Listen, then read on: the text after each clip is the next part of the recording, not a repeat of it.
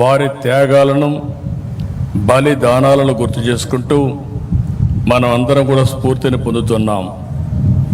ఈ సంవత్సరం దేశవ్యాప్తంగా విధి నిర్వహణలో 192 మంది పోలీసులు అమరులయ్యారు. వీరికి నివాళులర్పిస్తున్నాను. వారి ఆత్మకు శాంతి కలగాలని భగవంతుణ్ణి ప్రార్థిస్తున్నాను. ప్రజల రక్షణ కోసం ప్రాణాలు సైతం పణంగా పెడుతున్న పోలీసులంటే నాకు ఎప్పుడూ గౌరవం ఉంటుంది. మీరు చేసేది కేవలం ఉద్యోగం కాదు, మీరు చేసేది నిస్వార్థ సేవ, దేశం కోసం త్యాగం అని చెప్పి కూడా విజ్ఞప్తి చేస్తున్నాను. లా అండ్ ఆర్డర్, అభివృద్ధి, సమిక్షేమం, ఉపాధి, ఉద్యోగ అవకాశాలు, సుఖ సంతోషాలు, ప్రజలకు భద్రత, ఇవన్నీ కూడా ఒకదానిపైన ఒకటి ముడిపడి ఉన్న అంశాలు. సమాజంలో అలజడులుంటే పెట్టుబడులు రావు. అందుకే నేను ఎప్పుడూ లా అండ్ ఆర్డర్ పైన ఖచ్చితంగా ఉంటాను. No compromise on crime, zero crime మన లక్ష్యంగా పనిచేయాల్సిన అవసరం ఉంది. ఏవి పోలీసులు అంటే ఒక బ్రాండ్. ఫ్యాక్షనిజం, నక్సలిజం, కమ్యూనిజం, రౌడీయిజాన్ని అణిచివేయడంలో మీరు దేశంలోనే మంచి పేరు తెచ్చుకున్నారు. ప్రమాదం కావచ్చు, నేరం కావచ్చు, విపత్తు కావచ్చు, కరోనా లాంటి మహమ్మారి కావచ్చు, ముందుండి ప్రజల కోసం మొదటి అడుగు వేసేది పోలీసులే. మీ కుటుంబాలకు సమయం ఇవ్వరు, మీ పిల్లలతో గడపలేరు, ఎప్పుడు ఎటు పరిగెత్తాలో తెలియదు. పండగైనా, పబ్బం అయినా, ఎండైనా, పగలైనా, రాత్రి అయినా ప్రజల కోసం పరుగులు పెడతారు. ఎప్పుడు విధులకు వస్తారు.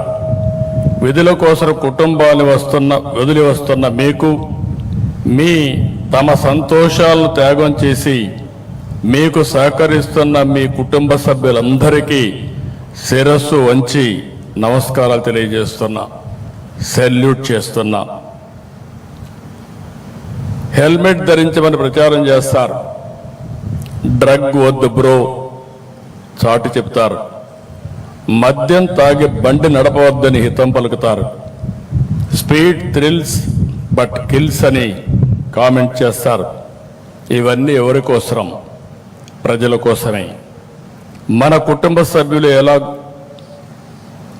మన గురించి ఆలోచిస్తారో ఆ విధంగా ఆలోచించి మన రక్షణ కోసం అనునిత్యం రోడ్డు మీద ఉండే పనిచేసే వాళ్ళు పోలీస్ సోదరులు.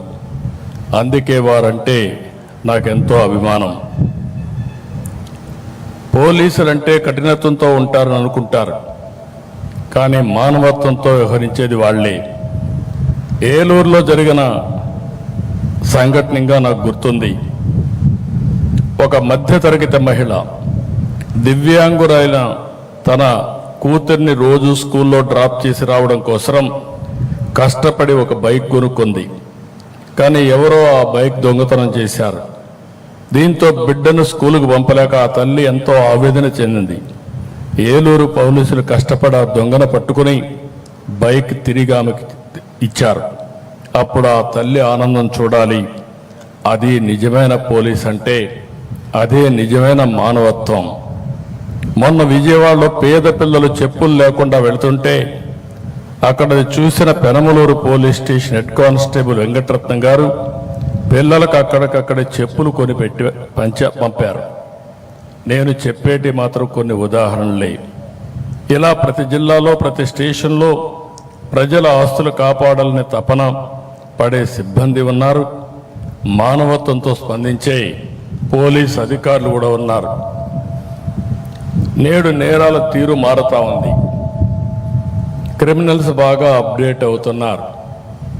మరి వారి ఆట కట్టించాలంటే మీలో మరింత అప్డేట్ వర్షన్ ఉండాలి. అందుకే సాంకేతికంగా పోలీస్ శాఖను బలోపేతం చేస్తున్నాం. సైబర్ నేరాలు, వైట్ కాలర్ నేరాలు పెరిగాయి. సీసీటీవీ కెమెరాలు, డ్రోన్లు, ఫోన్ సిగ్నళ్ళు, గూగుల్ టేక్అవుట్స్ ఇలా టెక్నాలజీని విస్తృతంగా ఉపయోగించుకోవాల్సిన అవసరం ఉంది. అప్పుడు ఎటువంటి నేరస్తుడైనా ఈజీగా పట్టుకునే అవకాశం ఉంటుంది. రాష్ట్రంలో ప్రతి 55 కిలోమీటర్లకు ఒక సీసీటీవీ కెమెరా ఏర్పాటు చేస్తున్నాం. ఇది పోలీస్ యంత్రాంగానికి 3వ కన్నులా పనిచేస్తుంది. ఎవరు ఎక్కడ ఏ తప్పు చేసినా రికార్డుగా పట్టుకునే అవకాశం వస్తుంది. టెక్నాలజీకి అనుగుణంగా శిక్షణ, ఆధునాతన పోలీస్ స్టేషన్లు, ఈగల్, శక్తి బృందాల ఏర్పాటుతో రాష్ట్ర పోలీసు వ్యవస్థ ఆదర్శంగా నిలిచింది. డ్రగ్స్, గంజాయి పంటను గుర్తించి ధ్వంసం చేస్తున్నారు. స్మగ్లింగ్ని అరికడుతున్నారు. అడవుల్లో డ్రోన్లు ఎగరేసి ఎర్రచందనం దొంగలను కట్టడి చేస్తున్నారు. ఈ విషయంలో మిమ్మల్ని అందరినీ అభినందిస్తున్నా. ఈ ప్రిమిసెస్ చూస్తే నేను దగ్గర 16 సంవత్సరాలుగా ఈ ఫంక్షన్కి వస్తున్నాను. ఒకప్పుడు గోషా మహల్కి వెళ్ళేవాళ్ళం. ఈరోజు ఈ ప్రిమిసెస్కి నేను వస్తున్నాను. నేను ఆ రోజు ముఖ్యమంత్రి అవుతానే ఆలోచించింది, ఎక్కడ పోలీస్ డీజీపీ ఆఫీస్ ఉండాలి, అన్నీ ఉండాలని ఆలోచిస్తే నాకు ఆ రోజు కనపడినటువంటి ఏకైక ప్రదేశం ఈ సుందరమైన ప్రదేశం. ఒక పక్క అడవులు, ఒక పక్క నేషనల్ హైవే, అటు విజయవాడ గుంటూరుకు మెయిన్ హైవే కింద ఆ రోజు ఆలోచిస్తే ఈరోజు భారతదేశంలో ఎక్కడా లేనటువంటి బ్రహ్మాండమైన ఆఫీసు ఈరోజు మనకుందంటే దీనికి నేను గర్వపడుతున్నా. పోయినసారి వచ్చినప్పుడు చూశాను, ఇక్కడ మెమోరియల్ తాత్కాలికంగా ఉంది. ఆ రోజు డీజీ గారికి చెప్పాం, ఈరోజు శాశ్వతమైన మెమోరియల్ తయారు చేసి ప్రతి సంవత్సరం నివాళులర్పిస్తున్నామంటే నాకెంతో గర్వకారణంగా ఉంది. ఈరోజు పోలీసులందరికీ ఒకటే విజ్ఞప్తి చేస్తున్నాం, విజిబుల్ పోలీసింగ్ ఉండాలి, ఇన్విజిబుల్ పోలీస్ ఉండాలి. ఎప్పుడు కూడా సమర్థవంతంగా మనం పనిచేయాలంటే మనం కూడా ఎక్కడికక్కడ లేటెస్ట్ టెక్నాలజీ కానీ, ప్రజల మూడు కానీ, జరిగే నేరాలు, జరగబోయే నేరాలని అధ్యయనం చేసే పవిత్రమైన పరిశోధనా కేంద్రాలయంగా ఈ డీజీపీ ఆఫీస్ ఉండాల్సిన అవసరం ఉంది. మనుషుల్లో యాస్పిరేషన్స్ పెరుగుతున్నాయి. టెక్నాలజీ రోజు రోజుకు బ్రేక్ త్రూస్ వస్తున్నాయి. మనకంటే క్రిమినల్స్ అందరూ కూడా ఎప్పటికప్పుడు అప్డేట్ చేసుకుని, నేరస్తులు కూడా ఈరోజు మీరు చూస్తే చాలా వరకు ఇంటెలిజెంట్ క్రైమ్స్ చేసే పరిస్థితికి వస్తున్నారు. అలాంటి క్రైమ్స్ చేసినప్పుడు వాళ్ళకంటే మనం ఒక అడుగు ముందుంటే తప్ప వాళ్ళని కట్టడి చేయలేమని చెప్పి కూడా నేను మీకు తెలియజేస్తున్నా. ఒకప్పుడు మీరు చూస్తే సిద్ధాంతాల పరంగా ముందుకు పోయేవారు, అదే నక్సలిజం. కొంతమంది స్వార్థం కోసం కమ్యూనలిజం చేసేవారు, ఎక్కడికక్కడ కులాల మధ్య, మతాల మధ్య రెచ్చగొట్టేవారు. ఇంకో పక్క మీరు చూస్తే ఆధిపత్యం కోసం ముఠా నాయకత్వాన్ని ఏర్పాటు చేసేవారు. ఇంకో పక్క డబ్బుల కోసం రౌడీజం చేసి అది ముఠాలుగా తయారై ఓసారి ఇంటర్నేషనల్ ముఠాలుగా కూడా తయారయ్యే పరిస్థితికి వచ్చారు. ఇవన్నీ తుదముట్టించాలంటే పోలీసు వ్యవస్థ సమర్థవంతంగా ఉండాలి. పోలీస్ అంటే భయం ఉండాలి. ఎక్కడికక్కడ ఒక డెమాన్స్ట్రేటివ్గా మనం యాక్ట్ చేయగలిగితే దానిపైన నేరాలు ఆటోమేటిక్గా తగ్గే పరిస్థితి వస్తాయి. అట్లా కాకుండా మనం లీనియంట్గా ఉంటే దానివల్ల ప్రతి ఒక్కరు ఆసరాగా తీసుకొని ఒక నేరమే కాదు నేరాల మయం చేసే పరిస్థితి వస్తుందని చెప్పి కూడా నేను మీకు తెలియజేస్తున్నా. ఇటీవల కాలంలో మనం చూస్తున్నాం, నా అనుభవంతో చెప్తున్నాం, 45 రాజకీయాలు, 48 సంవత్సరాలు, రేపు 28కి మొట్టమొదటి ఎమ్మెల్యేగా అయిన తర్వాత సుదీర్ఘమైనటువంటి రాజకీయ జీవితంలో అనేక సమస్యలు చూశాను. నేను మొదటి నుంచి కూడా ఒకటే ఆలోచిస్తున్నాను, law and order utmost important. నిన్న గూగుల్ పెట్టుబడులు $15 బిలియన్ ఆంధ్రప్రదేశ్కి వచ్చిందంటే, వైజాగ్కి వచ్చిందంటే వారికి ఒక నమ్మకం, ఈ రాష్ట్రంలో లా అండ్ ఆర్డర్ ఉంటుంది, ఈ రాష్ట్రంలో అభివృద్ధి జరుగుతుంది, వారు పెట్టే పెట్టుబడులకు సేఫ్టీ ఉంటుందనే ఉద్దేశంతో అతిపెద్ద పెట్టుబడి ఆర్థిక సంస్కరణలు వచ్చిన తర్వాత మొట్టమొదటిసారిగా $15 billion data centre, artificial intelligence ఖర్చు పెట్టే పరిస్థితికి వస్తున్నారు. ఇది ప్రపంచానికి ఒక హబ్బుగా తయారవుతుంది. ఒకప్పుడు హైదరాబాద్లో హైటెక్ సిటీ, ఐటీతో ప్రారంభించిన నేను ఈరోజు ఆర్టిఫిషియల్ ఇంటెలిజెన్స్, అదే మరిగా డేటా సెంటర్తో, గూగుల్తో విశాఖపట్నం ముందుకు పోయే పరిస్థితి వచ్చింది. ఇవన్నీ ఒక ఎత్తు అయితే సమాజంలో అశాంతి సృష్టించడానికి కొన్ని రాజకీయ ముసుగులో కూడా కొత్త కొత్త నేరాలు చేసే పరిస్థితికి వస్తున్నారు. నాకెప్పుడూ భయం లేదు. మీ అందరికీ తెలుసు, మీరందరూ త్యాగాలు చేస్తున్నారు. మీరు చేసిన త్యాగాల్లో ముందున్న వ్యక్తి నేను. నా మీద నేను ఎప్పుడు కూడా ఎవరిని కూడా నా జీవితంలో ఎప్పుడు కేసు కూడా పెట్టించుకోలేదు. కానీ రాష్ట్రంలో లా అండ్ ఆర్డర్ మెయింటైన్ చేయాలి, ప్రజలకు భద్రత కల్పించాలి, ఎట్టి పరిస్థితుల్లో ఉపేక్షించకూడదని రాజీ లేని పోరాటం చేశాను. దాని ఫలితమే 2023లో నా మీద 23 క్లేమోర్ మైన్స్ బ్లాస్ట్ చేసే పరిస్థితికి వచ్చారు. అయినా కూడా నేను భయపడలేదు. ప్రాణం అనేది తాత్కాలికం, మనం చేసే పనులు అనేది శాశ్వతం. అలాంటి పనులు చేస్తున్న పోలీసు వ్యవస్థని మరొక్కసారి అభినందిస్తున్నా. అయితే ఈరోజు ఎందుకు ఈ మాట చెప్తున్నానంటే, ఓసారి ఒక దొంగ, ఒక క్రిమినల్, ఒక డెకాయిట్ కొన్ని ప్రాంతాలకే పరిమితం అవుతూ ఉంటారు. కానీ ఈ రాజకీయ కుట్ర అయితే చేసేవాళ్ళు చూస్తే ఫేక్ ప్రచారాలు చేయడం, ప్రజల్ని ఎక్కడికక్కడ ఒక చెడు వాతావరణాన్ని క్రియేట్ చేయడానికి వాళ్ళని ప్రోత్సహించడం, సమాజంలో కులాల మధ్య, మతాల మధ్య చిచ్చు పెట్టే కుట్రలు చేయడం, రాష్ట్రంలో శాంతి భద్రత విఘాతం కలిగించేలా కొన్ని ప్రయత్నాలని, కుట్రల్ని ఒక్కసారి మీ అందరికీ గుర్తు చేస్తున్నా. ఎందుకంటే పోలీసులు చాలా జాగ్రత్తగా ఉండాలి. నేను చూశాను పాస్టర్ ప్రవీణ్ మరణం. ఒక సిస్టమేటిక్గా చేసే పరిస్థితికి వచ్చారు. దాని మీద 2 కుల మతాల మధ్య చిచ్చు పెట్టే ప్రయత్నం చేశారు. దానికి రాజకీయంగా సహకరించే పరిస్థితి, కుట్రబన్నే పరిస్థితికి వచ్చారు. దాన్ని సీసీటీవీ కెమెరాల సాయంతో పోలీసులు ఎస్టాబ్లిష్ చేశాం. అంటే చాలా స్పష్టమైన కేసు. ఒక వ్యక్తి తప్పు చేసి ఎక్కడికక్కడ సీసీటీవీ కెమెరాల్లో ఉండి దాన్ని మతాల మధ్య క్రియేట్ చేయాలనే పరిస్థితికి వచ్చారంటే మనం అందరం గుర్తుపెట్టుకోవాల్సిన అవసరం ఉంది. సకాలంలో పోలీసు వ్యవస్థ యాక్ట్ చేశాం కాబట్టి తీవ్రమైన నష్టాన్ని నివారించగలిగాం.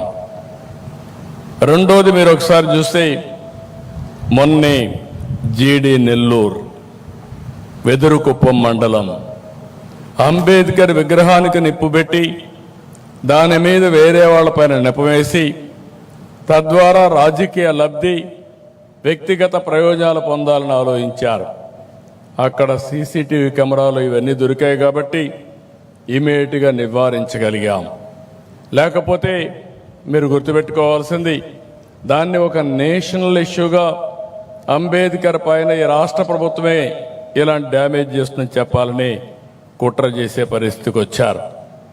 మొన్నే మీరు చూశారు, గుంటూరు పోయినప్పుడు కారు కింద మన పోలీసులే అక్కడ డ్రైవర్లు, అదే మరి మనమే సెక్యూరిటీ. ఆ కారు కింద చనిపోతే ఆ కుట్ర మానవత్వంతో ఎవరైనా సరే చేయాల్సింది హాస్పిటల్కి అడ్మిట్ చేయాలి. వీళ్ళు తీసి పొదల్లో బారేసి వెళితే అక్కడుండే పోలీసులు అంబులెన్స్ పిలిచి తర్వాత హాస్పిటల్కి పంపిస్తే అప్పటికే లేటే మధ్యలో చనిపోతే మరుసటి రోజు చనిపోయిన వ్యక్తి భార్యని పిలిపించి అంబులెన్స్లో ఉండే సిబ్బంది, ఈ ప్రభుత్వమే, ఈ పోలీసు వ్యవస్థనే అతను చంపేశారని స్టేట్మెంట్ ఇప్పించే పరిస్థితికి వచ్చారు. ఇవి కొన్ని కుట్రలో భాగాలు. ఇలాంటి చాలా సంఘటనలు చూశాను. మొన్ననే కల్తీ మద్యం వచ్చింది. ఈ ప్రభుత్వం ఒకటే చెప్పాను, చాలా స్పష్టమైన ఆదేశాలు ఇచ్చాను. ఎవడు ఎక్కడ తప్పు చేసినా, దోషి ఎక్కడున్నా, ఏ పార్టీ వాడైనా ఎవడైనా సరే యాక్షన్ తీసుకోవాలని చాలా స్పష్టంగా చెప్పాను. దానిపైన మీరు చూస్తే మరుసటి రోజున వరుసగా ఎవరు చనిపోయిన రాష్ట్రంలో ఈ కల్తీ మద్యంతో చనిపోయారని తప్పుడు ప్రచారం చేసి ప్రజల్ని భయభ్రాంతులు చేసే పరిస్థితికి వచ్చారు. ఇలాంటి కొన్ని విషయాలే మీ దృష్టి తీసుకొస్తున్నా. అందుకే పోలీసు వ్యవస్థ జాగ్రత్తగా ఉండాలి, అప్రమత్తంగా ఉండాలి. అప్పుడే ఇలాంటి ఆటలు మనం అరికట్టే పరిస్థితి వస్తుంది. సోషల్ మీడియా ఇంకొక పెద్ద ఛాలెంజ్. ఒకప్పుడు ప్రింట్ మీడియానే ఉండేది, అంత మునుపైతే ఆల్ ఇండియా రేడియోనే ఉండేది. తర్వాత ప్రింట్ మీడియా వచ్చింది, తర్వాత ఎలక్ట్రానిక్ మీడియా వచ్చింది, ఈరోజు సోషల్ మీడియా వచ్చింది. సోషల్ మీడియాకు ఆడిటర్స్ లేరు, ఎడిటర్ లేడు. వాళ్ళు ఏదనుకుంటే అది పెట్టేసి వ్యక్తిగత హననానికి పాల్పడే పరిస్థితికి వస్తున్నారు. అలాంటి సందర్భంలో వచ్చినప్పుడు ఇది ఒక కొత్త ఛాలెంజ్గా మనం తీసుకోవాల్సిన అవసరం ఉంది. ఎంతోమంది నేను చూస్తున్నాను, చాలా బాధపడుతున్నారు, కుమిలిపోతున్నారు. అలాంటి పరిస్థితులు కూడా వస్తున్నాయి. ఇలాంటి కొత్త ట్రెండ్స్ వచ్చినప్పుడు పోలీసు వ్యవస్థ కూడా అలాంటి కొత్త ట్రెండ్లు అరికట్టడానికి ఎక్కడికక్కడ మనం చొరవ తీసుకోవాలి, మనం ముందుకు పోవాల్సిన అవసరం ఉందని చెప్పి కూడా నేను మీకు తెలియజేస్తున్నా. అందుకే ఈరోజు మిమ్మల్ని అందరినీ కోరేది, పోలీసులకు పూర్తి స్వేచ్ఛనిచ్చాం. మీరు కఠినంగా ఉండండి. లా అండ్ ఆర్డర్ కంటే ఏది ముఖ్యం కాదు.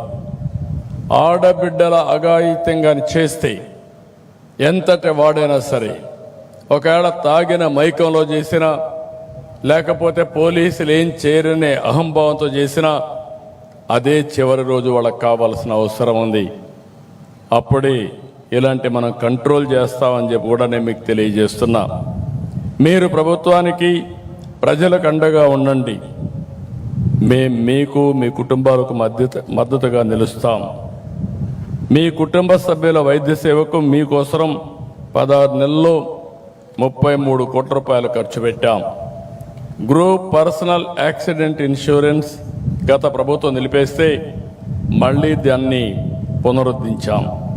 కానిస్టేబుల్ నుంచి డీజీపీ వరకు ప్రతి ఒక్కరికి 20 లక్షల నుంచి 45 లక్షల వరకు ఉచిత బీమా కవరేజ్ ఇస్తున్నాం. మరణించిన 171 మంది పోలీసులకు బీమా కింద 23 కోట్లు అందించాం. 2266 మంది పోలీస్ పిల్లలకు మెరిట్ మెమోరియల్ స్కాలర్షిప్ల కోసం 5 కోట్లు ఇచ్చాం. రాష్ట్రంలోని 22 పోలీస్ క్యాంటీన్లకు 4,70,00,000 రూపాయలు మంజూరు చేశాం. గత ఏడాదిగా ట్రావెల్ అలయన్స్ కానీ, surrender leaves, additional surrender leaves, ఇంకా ఇతర బిల్లులు చెల్లించేందుకు 320 కోట్లు కేటాయించాం. త్వరలో హోంగార్డులకు ఉచిత ఆరోగ్య బీమా, పోలీసు కుటుంబాలకు 30 లక్షల వరకు super top of health insurance కల్పించే ప్రయత్నం చేస్తున్నాం. ప్రభుత్వ ఉద్యోగుల పట్ల సానుకూలంగా ఉన్నాం. మీ అందరికీ తెలుసు, 1924 రాష్ట్రంలో ఒక విధ్వంసం జరిగింది. అన్ని వ్యవస్థలు పతనావస్థకు వచ్చాయి. ఆ రోజు ఎన్డీఏ మేము ఒకటే హామీ ఇచ్చాం, మళ్ళీ రాష్ట్రాన్ని పునర్నిర్మాణం చేస్తామని చెప్పి ముందుకొచ్చాం. 16 నెలలైంది. అన్ని వ్యవస్థల్ని ఎక్కడికక్కడ రీఆర్గనైజ్ చేస్తూ ఆ వ్యవస్థల్ని మళ్ళీ ట్రాక్లో పెట్టే పరిస్థితి తీసుకొచ్చాం. నిన్ననే దీపావళి కానుక కింద ప్రభుత్వ ఉద్యోగులందరికీ ఒక డిఏ ఇచ్చాం. అదే సమయంలో పోలీసులకు మాత్రం డిఏని ఇవ్వడమే కాకుండా సరెండర్ లీవ్ని 2 విడతలుగా నవంబర్, జనవరిలో మీకు చెల్లించే ఏర్పాటు చేశామని చెప్పి కూడా నేను మీకు తెలియజేస్తున్నా. పోలీస్ వ్యవస్థను అన్ని విధాలా బలోపేతం చేస్తాం. 6,100 మంది కానిస్టేబుల్ నియామకం చేశాం. త్వరలోనే వారంతా నిధుల్లో చేరతారు. ఇంకొక పక్కన శాఖాపరమైనటువంటి పదోన్నతులు సకాలంలో వచ్చేలా అన్ని చర్యలు తీసుకుంటాం. ఇంకొక విషయం మీ అందరికీ ఫైనల్గా విజ్ఞప్తి చేస్తున్నా, మీ సంక్షేమం, మీ భద్రత చూసుకునే బాధ్యత ప్రభుత్వానికి. కానీ ఈరోజు రాష్ట్రంలో అన్ని వర్గాలు బాగుండాలంటే నేను ఒకటే ఆలోచిస్తున్నాను. 2047కి ప్రపంచంలో నెంబర్ 1 ఆర్థిక వ్యవస్థగా భారతదేశం ఉంటుంది. అదే సమయంలో ఆంధ్ర రాష్ట్రం భారతదేశంలో నెంబర్ 1గా చేసుకునే బాధ్యత మన పైన ఉంది.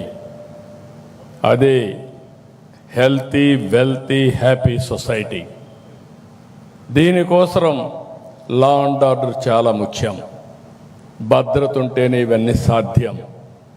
ఆస్తి భద్రత కానీ, లేకపోతే వ్యక్తిగత భద్రత కానీ, సమాజ భద్రత కానీ చాలా ముఖ్యం అని చెప్పి కూడా నేను మీకు తెలియజేసుకుంటూ, మరొక్కసారి ఈరోజు ఇక్కడికి వచ్చినప్పుడు అనిపిస్తుంది, one of the best premises.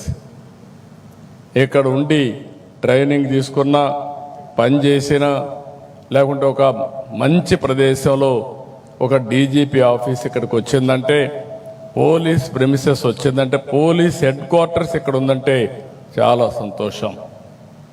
అయితే ఇలాంటి బ్రహ్మాండమైన ప్రదేశంలో ఆధునీకరణతో మీరు ముందుకు పోవాల్సిన అవసరం ఉంది.